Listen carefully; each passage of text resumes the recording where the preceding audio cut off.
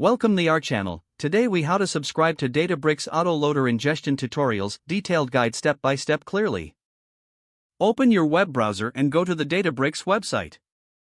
Log in to your Databricks account using your credentials. Navigate to the Learn section on the Databricks homepage. In the Learn section, look for tutorials related to Auto Loader. Click on the Auto Loader tutorial link.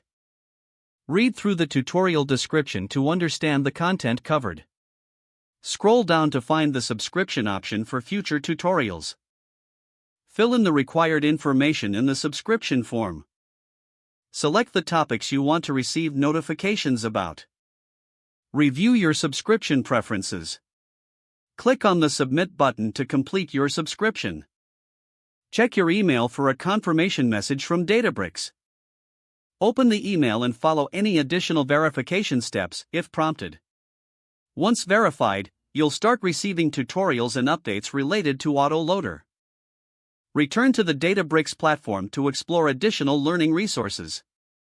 Engage with the tutorials as they become available to deepen your understanding of Auto Loader. If the page does not load, refresh the browser or try again in a private or incognito window.